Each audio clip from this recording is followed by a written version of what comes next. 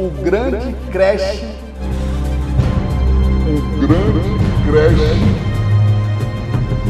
A grande crise financeira global não acontecerá agora.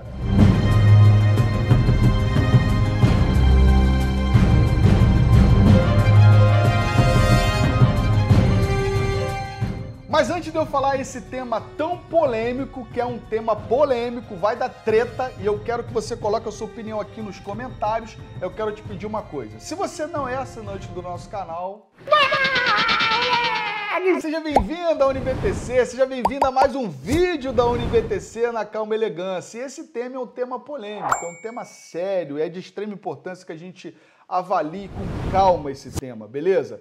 Antes da gente começar a falar da crise atual, e na minha opinião não vai acontecer crise nesse ano, não vai acontecer mais crise, né? Porque eu não sei o que mais precisa acontecer para que o mundo acabe, né? Existe um monte de cavaleiros do apocalipse falando aí que o mundo, que vai ter crise, que a bolha vai estourar, que bibibi, bababó. Eu não sei o que mais precisa acontecer para que realmente essa grande bolha estoure.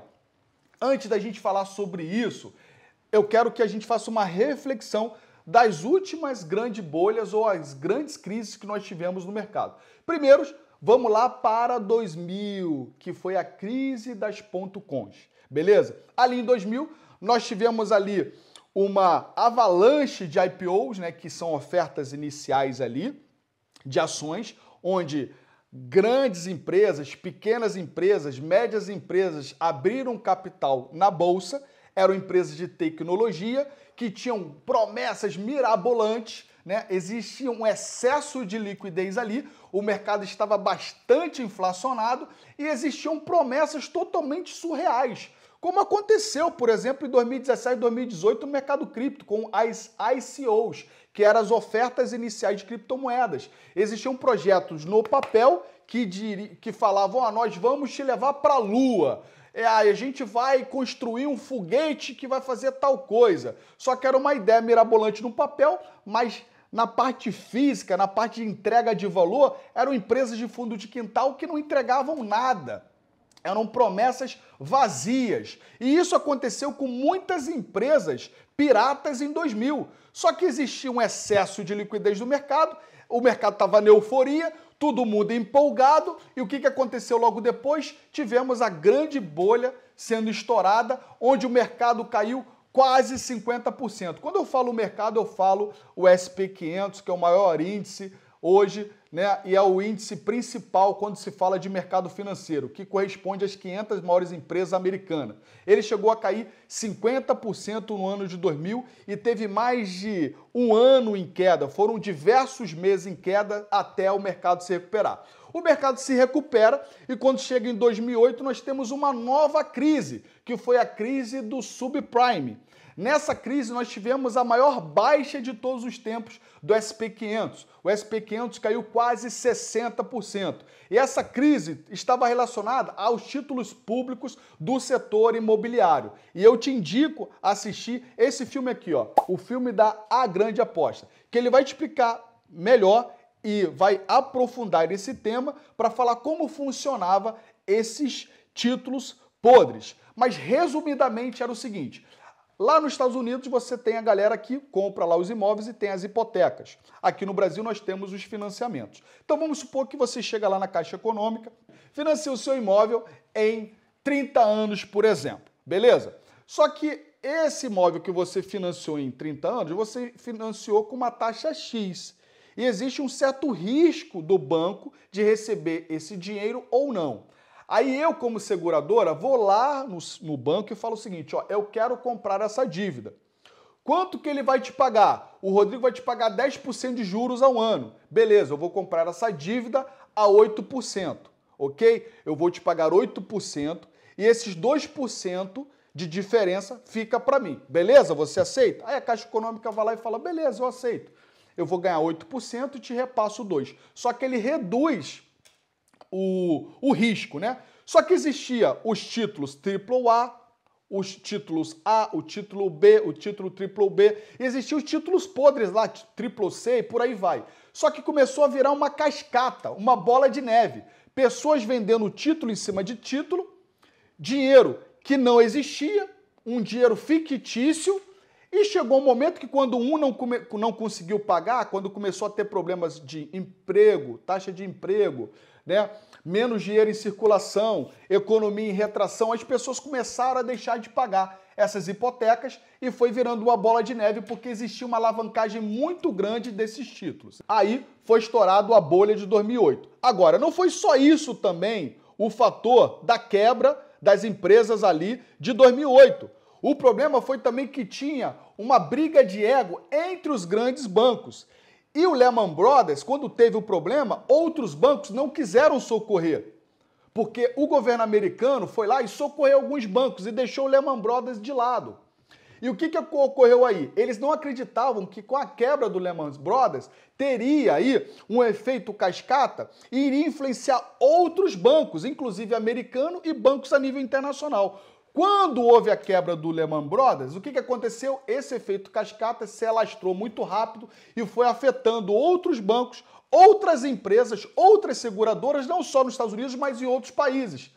E aí teve um estouro e a bolsa no mundo inteiro teve quebradeira e o S&P 500 chegou a cair a quase 60%.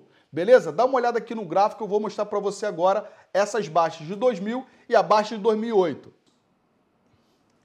Bem, se você olhar aqui para o gráfico, aqui na crise das .coins, nós tivemos uma queda do S&P 500 de 49,93%. Vamos arredondar para 50%.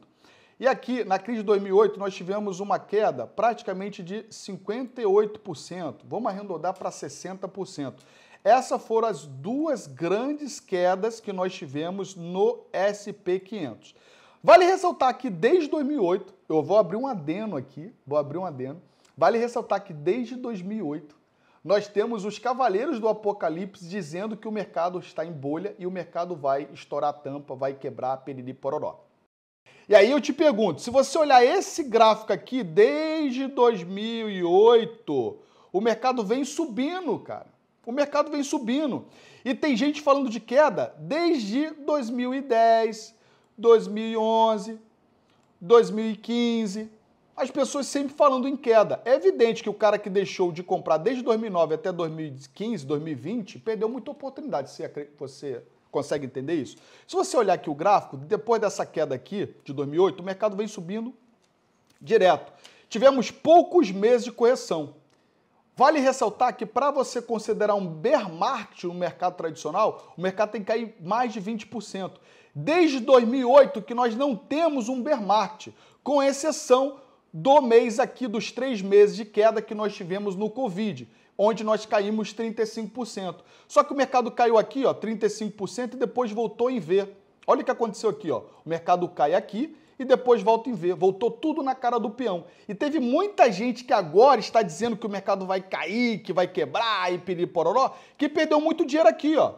Que chegou a perder 70%, 80% da carteira porque acreditou que esse mercado aqui ia derreter e o mercado caiu 3 meses e depois voltou tudo na cara, voltou em formato de V. Sabe o que isso quer dizer, formato de V? Quer dizer que a galera que vendeu aqui depois se arrependeu e teve que comprar aqui muito mais caro.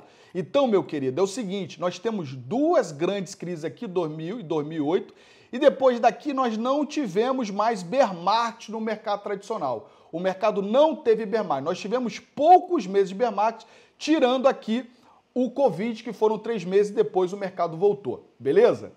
Bem, agora que nós já falamos sobre a crise de 2000 e sobre a crise de 2008, e falei também rapidamente sobre o Covid, que foi um cisne negro, algo que ninguém esperava em 2020, vamos falar da nossa realidade agora de 2023. Bem, no ano passado nós tivemos aí a tensão, né, entre Rússia e Ucrânia, né, e a guerra entre Rússia e Ucrânia, e muitos acreditavam que isso poderia ser o estopim para que a gente houvesse uma crise financeira global. Beleza? Além disso, agora no ano de 2022 para 2023, nós começamos a ter problemas referente à inflação em vários países. Estados Unidos, inclusive, chegou aí a 8,6% de inflação, que é a maior inflação desde 1981. Fora isso, a taxa de emprego dos Estados Unidos continua alta, ok? Isso faz com que a taxa de juros continue aumentando e Hoje o Fed tem um grande problema aí, que é o seguinte, impressão de dinheiro. Aí tem outro problema que é a dívida dos Estados Unidos. E aí tem uma nova narrativa que está sendo criada agora por alguns profissionais, alguns analistas, referente a calote da dívida americana. Foi feita uma pesquisa e entre os profissionais do mercado, entre os profissionais, está falando de profissionais, nós não estamos falando aqui de guru e nem de analista de videogame, nós estamos falando de profissionais do mercado. Os profissionais do mercado acreditam que essa possibilidade de calote de dívida é abaixo de 1%. Ou seja, é uma possibilidade muito remota de haver um calote da dívida americana. Eu não acredito nisso. Se você fizer uma reflexão, a crise de 2000 e a crise de 2008, nós tínhamos um mercado eufórico, nós tínhamos um mercado em alta, um mercado eufórico, e ninguém acreditava numa crise, e ocorreu uma crise. 2020, nós tivemos um mercado que estava eufórico, mas não tanto quanto 2008 e 2000, e nós tivemos o Covid, que foi um cisne negro. 2023, nós não temos um mercado eufórico, muito pelo contrário. Nós temos um mercado em grande dificuldade alta. Renda fixa está lá em cima, dando juros muito altos, pessoas saindo da renda variável para entrar na renda fixa. Nós temos altas taxas de inflação, nós temos problemas políticos em vários países, nós temos a guerra entre Rússia e Ucrânia. Nós temos ainda o problema de impressão de dinheiro que ocorreu em 2020, que vou abrir um adendo aqui. Muita gente critica sobre a impressão de dinheiro de 2020, mas se não houvesse essa impressão de dinheiro, nós teríamos um problema de liquidez. E nós poderíamos ter o mesmo problema que foi lá em 2008, porque o Fed e os bancos centrais de todos os países, ou a grande maioria dos países desenvolvidos, tiveram como é que eu posso dizer? Eles demoraram para tomar a atitude de gerar liquidez no mercado. E como é que funciona essa liquidez no mercado? Imagina você, Joãozinho, quer ir no banco para sacar o seu dinheiro e chega lá no banco, não tem dinheiro para sacar. O que aconteceria com você? Você ficaria tranquilo ou você ficaria em pânico, sabendo que não tem dinheiro, que o seu dinheiro sumiu?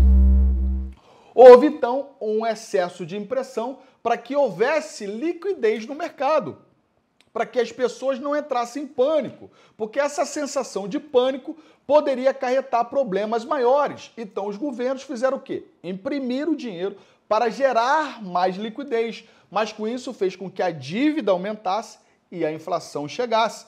Está chegando agora, está batendo a porta. Mas da mesma forma que nós temos uma curva de juros ascendente, uma hora essa curva de juros vai baixar. Mas mesmo com essa curva de juros ascendente, o mercado continua subindo. Graficamente continua subindo. Só que não está subindo da mesma forma que foi nos outros anos. Não está. Aí eu te pergunto, olha só, nós tivemos Covid em 2020. Inflação está alta pra caramba, muito alta. Nós temos essa tensão de guerra entre Rússia e Ucrânia. Alguns problemas referentes a países comunistas ganhando força. Narrativas como, a moeda da China vai ultrapassar o dólar. Isso é uma falácia. É uma falácia. A moeda da China é uma nanica comparado ao dólar. Nós temos uma outra frente também, que é bancos centrais comprando ouro para se proteger de uma possível crise. Ou seja, está todo mundo se protegendo, todo mundo buscando maneiras para se proteger. Será que realmente essa crise vai acontecer agora? Eu, particularmente, acredito que é o contrário. Enquanto estiver todo mundo nessa vibe aí, vai ter crise, vai estourar bolha, todo mundo se protegendo, todo mundo indo para ouro, algumas pessoas indo para Bitcoin também, porque é uma forma bacana de você diversificar seu patrimônio. Inclusive, eu vou falar de uma matéria aí que saiu, caso role o calote da dívida americana. Nós temos aí 3 ativos que são preferência dos grandes investidores. Primeiro é o ouro, segundo é os títulos americanos. Olha só que doideira, hein? Mesmo dando calote, o título americano ficou como a segunda escolha dos grandes investidores e a terceira escolha foi o Bitcoin. Dá uma olhada nessa matéria aqui. Se você olhar essa matéria aqui, ó, essa matéria, calote do teto da dívida dos Estados Unidos pode catapultar o preço do Bitcoin. Presta atenção.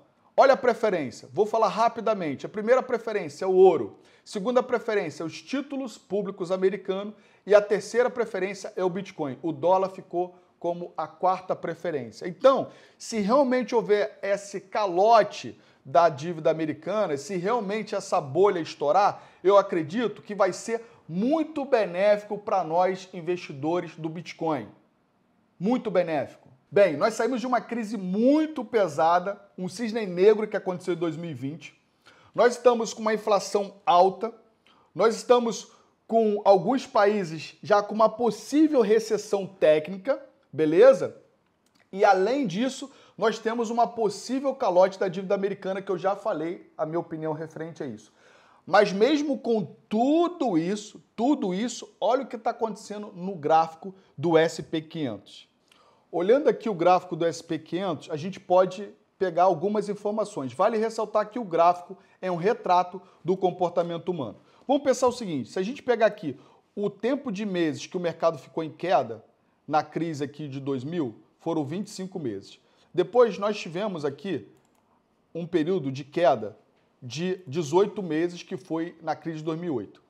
Agora, que a galera falou de bear market, né, que a gente pegou aqui a partir de 2022 até o momento atual, nós estamos aí com uma média de 18 meses também que o mercado está aí em queda, beleza? Dá aí uma média de 18 meses, 18 a 19 meses. Aí você tem que pensar o seguinte, no geral, tá? No geral, quando se você pensa em gráfico, tá? Deixa eu dar uma limpada nesse gráfico aqui para ficar limpinho, para ficar bonitinho. No geral, quando você fala de gráfico, você pensa o seguinte, você tem aqui uma tendência primária, né, no gráfico, que aqui nós tínhamos uma tendência primária no gráfico. Essa tendência primária, ela foi respeitada. Nós temos uma LTA que está funcionando desde 2010, julho de 2010, e essa LTA foi respeitada. Para que o mercado tradicional entre em bear market, ele teria que cair abaixo de 20%, e ele chegou a cair aqui abaixo de 20%, só que ele ficou pouco tempo aqui, pouco tempo. Se eu pegar na semana, botar aqui ó, no gráfico semanal, quantas semanas que ele ficou em bear market? Ó, quantas semanas ele ficou em bear market? Ó, 1, 2, 3, 4, 5 semanas só que ele ficou em bear market. Ele ficou um mês e uns quebradinhos em bear market. Depois disso, ele não ficou em bear market. Não ficou em bear market. Ele está subindo, o gráfico está subindo desde lá de baixo. Aí, eu quero te dizer uma coisa importante. Às vezes, a gente fica preso, eu vou falar da minha experiência, não quer dizer que eu sou o dono da verdade. Você fica muito preso ao que os profissionais estão dizendo, ao que a mídia está dizendo. Ah, porque vai ter crise, é recessão, é isso, aquilo, outro, né? Aí você se esquece do conhecimento básico do mercado financeiro, que é, você compra em sons de trovão, né? E você vende em sons de violino. O mercado agora está numa situação precária, numa situação ruim. Quando a gente fala de macroeconomia, quando você pensa em dados financeiros, não tem nada favorável. Só que graficamente o mercado não está derretendo. Não está derretendo. O que precisa acontecer mais, gente? Pelo amor de Deus, nós temos inflação alta, taxa de juros alta, a gente tem uma possível calote da dívida americana, que eu acredito que não vai rolar. Você tem a crise financeira que aconteceu em 2020, impressão de dinheiro adoidado. Nós temos muitas empresas que não conseguiram se recuperar ainda daquela porrada do Covid. Você tem guerra entre Rússia e Ucrânia. Cara, você tem um monte de coisa ruim e o gráfico continua subindo. Continua subindo. Gente, desde 2008, tá aqui, ó, graficamente, desde 2008 que nós não temos bear market, desde 2008. Nós temos sim correções, que é natural ter essas correções aqui no gráfico, mas depois dessas correções o mercado volta a subir. Eu acredito que nós estamos muito mais para uma distribuição aqui e o mercado subir do que o mercado derreter. Vou abrir um adendo aqui. Vamos supor que realmente essa crise aconteça. Se realmente essa crise acontecer, se realmente essa bolha estourar. 2024 nós temos o halving do Bitcoin. Temos o halving do Bitcoin. No geral, ano de halving, nós temos um grande potencial de alta no BTC. Segundo ponto importante, você viu as pesquisas que eu falei alguns minutos atrás. Se realmente houver uma crise, se realmente houver um calote da dívida americana, o Bitcoin é a terceira opção de investimento dos grandes investidores. Nós temos primeiro o ouro físico, nós temos depois os títulos da dívida americana, títulos públicos. Olha só que doideira, hein? Os Estados Unidos vai vai dar calote, e a segunda opção é títulos do Tesouro Americano, para você ver como a economia americana é sólida.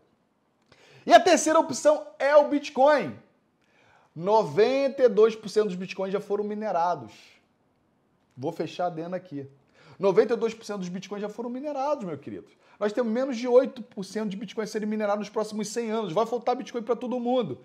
Então, com certeza, se você fizer uma boa gestão de risco e diversificar seu patrimônio, você vai aproveitar essa baixa. Você acredita nisso, sim ou não?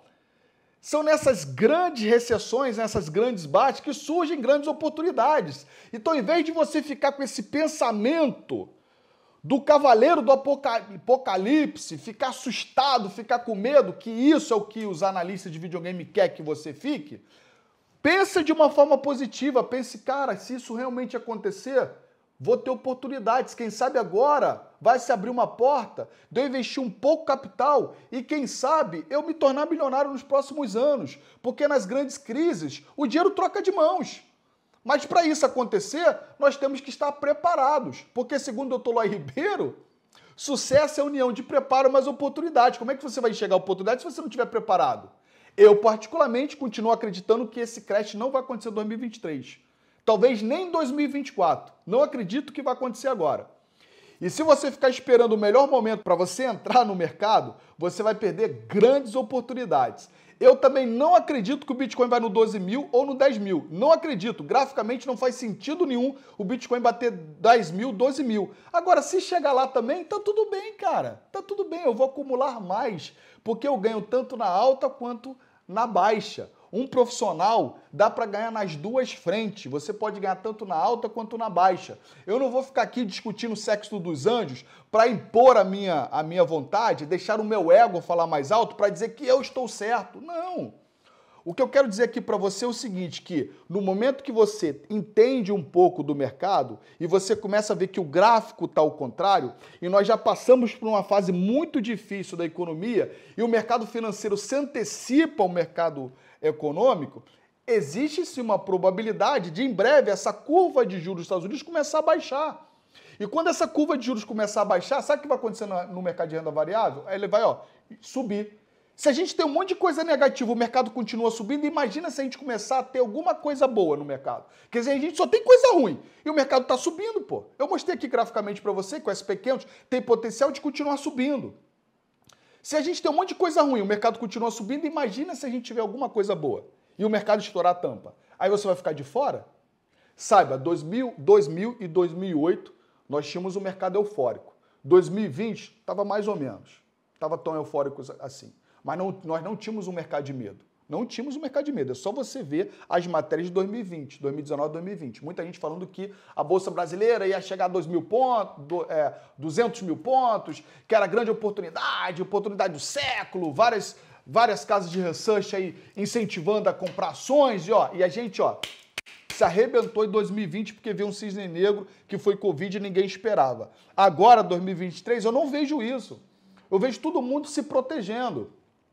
E, no geral, quando isso começa a acontecer, é a oportunidade de você fazer o contrário.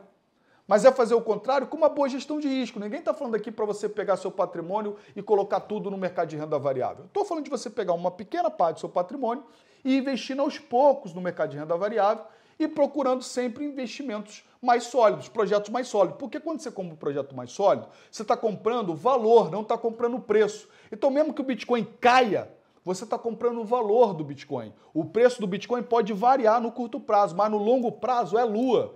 Tem um grande potencial desse ativo valer mais de $1 milhão nos próximos 10, 15 anos. E o próximo ciclo, 2024, 2025, será o melhor ciclo da sua vida. Para mim, é a oportunidade do século que você vai ter, caso realmente entre uma recessão, caso realmente aconteça um crash. Vale ressaltar que eu não acredito que vai acontecer nesse ano agora, muito menos 2024. Essa é a minha opinião, não quer dizer que eu sou o dono da verdade. Se você acha o contrário, coloca aqui nos comentários que a sua opinião é muito importante. Mas uma coisa é certa, compre Bitcoin, porque independente do que aconteça, se houver crash ou não houver crash, as pessoas estarão comprando Bitcoin. Aí eu te pergunto, você já comprou seu Bitcoin hoje ou você está de fora? Beleza? Se você não é assinante do nosso canal, o que você precisa fazer?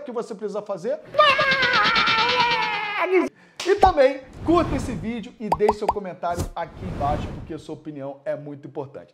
Esse tema é polêmico, hein? Quero saber a sua opinião. Vai ter creche esse ano ou não? Vamos lá, você que é guru, que tem uma bola de cristal, que tá falando em creche 2023, 2024, você acredita que vai ter creche esse ano? Coloca aqui a sua opinião, porque a sua opinião é importante. Nos falamos nos próximos vídeos. Se você puder compartilhar esse vídeo também, vamos lá, vamos jogar treta, porque é treta! Vamos que vamos. Beijão do prof. Até mais. Valeu!